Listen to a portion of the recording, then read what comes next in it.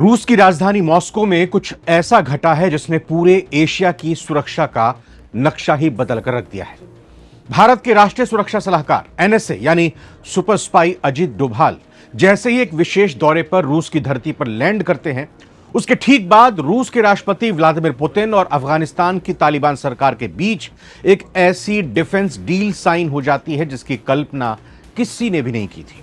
रूस अब अफगानिस्तान को कोई मामूली मदद नहीं बल्कि अपने सबसे लेटेस्ट और advanced air defence missile system देने जा रहा है। खबरें तो यहां तक आ रही हैं कि इस डील के बाद काबुल के आसमान की सुरक्षा के लिए मिग, सुखोई लड़ाकू विमानों और खतरनाक S-400 जैसी तकनीकों का रास्ता साफ हो सकता है। इस एक फैसले ने पाकिस्तान को उसके इतिहास के सबसे बड़े जाल में फंसा दिया है। वीडियो में आगे आपको बताएंगे कि कैसे डोभाल की साइलेंट कूटनीति ने पाकिस्तान और अमेरिका दोनों के होश उड़ा दिए। सबसे पहले इस पूरी कहानी की क्रोनोलॉजी और टाइमिंग को समझते हैं। रूस पिछले काफी समय से तालिबान को आतंकी संगठनों की लिस्ट से बाहर करने की तैयारी कर रहा था, क्योंकि तालिबान की सरकार को देश या दुनिया के तमाम देश मान्यता नहीं देते हैं। लेकिन जैसे ही भारत के चाणक्य कहे जाने वाले अजित डोभाल मॉस्को पहुंचे, पर्दे के पीछे की कूटनीति इतनी तेजी से घूमी कि रूस ने सीधे काबुल के साथ सैन्य सहयोग समझौते पर मोहर लगा दी, डिफेंस डील कर ली। अब आप सोचेंगे कि इसमें भारत का क्या फायदा है। दरअसल भारत कभी नहीं चाहता कि अफगानिस्तान की धरती पर पाकिस्तान का दबदबा दोबारा कायम हो। पाकिस्तान हमेशा तालिबान को अपना गुलाम समझकर भारत के खिलाफ इस्तेमाल करना चाहता था, लेकिन भारत ने रूस के जरिए तालिबान को इतना मजबूत करने का एक खाका खींच दिया है कि अब अफगानिस्तान खुद पाकिस्तान की दादागिरी को खत्म करने के लिए तैयार खड़ा है। अजित डोभाल की इस कूटनीति ने साबित कर दिया है कि भले ही दुनिया में कोई भी समीकरण बदले, लेकिन क्षेत्रीय सुरक्षा के मामले में भारत जो लाइन खींचेगा, लकीर खींचेगा, मॉस्को यानी रूस उस पर अपनी रजामंदी देगा। अब बात करते हैं उस सैन्य शक्ति की जो इस डील के तहत अफगानिस्तान को मिलने जा रही है। इस समझौते का मुख्य फोकस है अफगानिस्तान के आसमान को अभेद्य बनाना।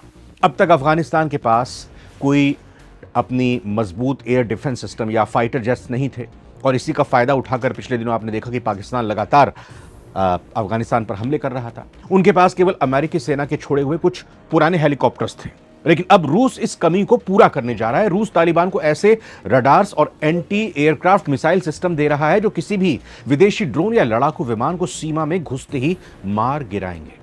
विशेषज्ञों का मानना है कि इस डील के अगले चरण में अफगानिस्तान की वायुसेना को सोवियत काल के मिग और सुखोई श्रेणी के विमानों से अपग्रेड किया जा सकता है। इसके अलावा अगर वहां रूस की निगरानी वाले एडवांस मिसाइल कवच तैनात हो गए तो बिना काबुल की मर्जी के परिंदा भी वहां पर नहीं मार पाएगा। अब जरा तस्वीर का दूसरा पहलू देखिए कि इस डील से पाकिस्तान और अमेरिका के पेट में दर्द क्यों हो रहा है। पाकिस्तान आए दिन अफगानिस्तान की सीमा के अंदर घुसकर हवाई हमले करता रहता है और दावा करता है कि वो टीटीपी के आतंकियों को मार रहा है, लेकिन जैसे ही तालिबान के हाथ में रूस का ब्रह्मास्त्र यानी एयर डिफेंस सिस्टम आएगा, पाकिस्तान के फाइटर जेट्स सीमा पार करने की जुर्रत भी नहीं कर पाएंगे। पाकिस्तान का पूरा सैन्य घमंड धड़ाम हो जाएगा। अमेरिका ने जब 2021 में अफगानिस्तान छोड़ा था, तब उसने कहा था कि वो कतर या दूसरे बेस से ड्रोन भेजकर अफगानिस्तान पर नजर रखेगा, लेकिन रूसी मिसाइल्स तैनात होने के बाद अमेरिकी ड्रोन्स का अफगानिस्तान के आसमान में शिकार होना तय है। कुल मिलाकर अमेरिका की खुफिया आंखें हमेशा के लिए अंधी हो जाएंगी।